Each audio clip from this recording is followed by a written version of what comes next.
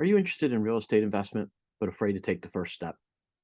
This is going to be a series of videos in which I show you how to avoid the costly mistakes made early in the process of real estate investment and hopefully provide you enough education that you'll have the confidence to get started. This first video, I want to talk a little bit about a mistake that I made. So I bought my first house in 2004 up in Jeffersonville, Pennsylvania.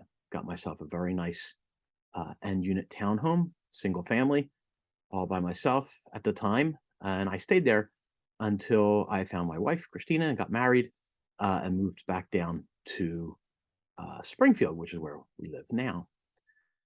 I was interested in real estate investment from the very beginning. I had someone at work who used to talk about it all the time. He did it on a regular basis and had several properties. And I thought, well, I'm just going to get myself this house and then I'll start saving up to buy my second property, which will be an investment property. Didn't really realize the extent of my mistake until about a year and a half ago. At the time, I was looking to buy my second investment property. Now, note this is 15 years after I bought that first house. And I looked at a property right across the street from the one I already owned. And as I was going to look at the property, a young woman and her agent were walking out of the building. I went in, I looked around, I liked it. I called my agent, I called my investment partner. We wanted to put an offer in on the building, but before we even could, it was under contract to the young woman who came in before me. We find out from our agent that she's in her young 20s. She's from New York City. This is her first house. It's a 2-unit building that she's buying, and she plans on living in one and renting the other. My first instinct was that seems weird. Seems like she did pretty well for herself in New York. Moving to Philadelphia, and you would think that she'd get herself a nice house that was all for herself. But then I started looking at the numbers and realized that what she was doing is what I should have done years before. And I'm going to share some of these numbers with you right now so you can understand the scope of the difference. Okay, give me one second while the slides load. So in this scenario that I'm going to show you here, I'm assuming that you buy two properties 5 years apart. One of them is going to be a single family home. One of them is going to be a 2-unit multifamily building. Okay. Regardless of the order, because I'm going to use the same price for both buildings, $200,000. In both scenarios, I'm going to assume the first house you buy with an FHA mortgage and the second house you have to buy with a conventional mortgage.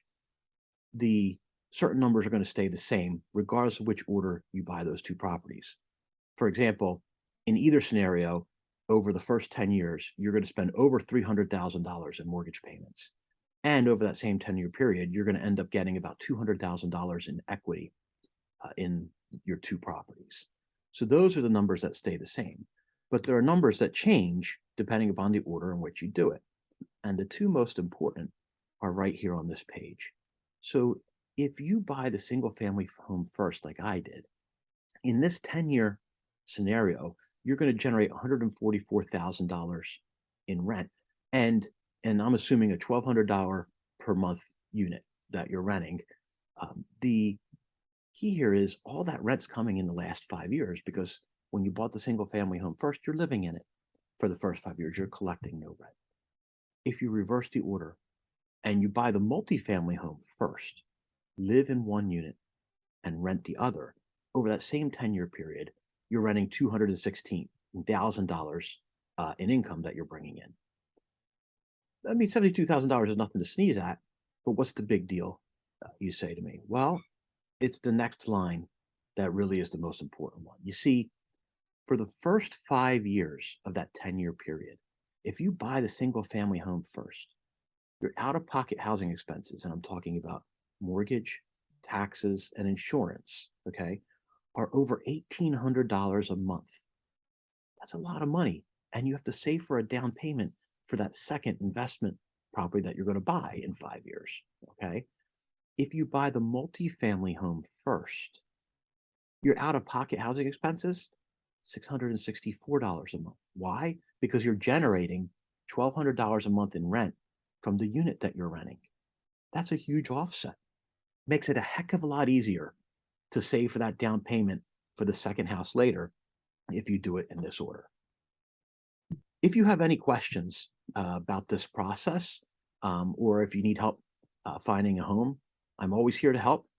You can reach me at 484-442-0295 or email me at benhillrealestate@gmail.com.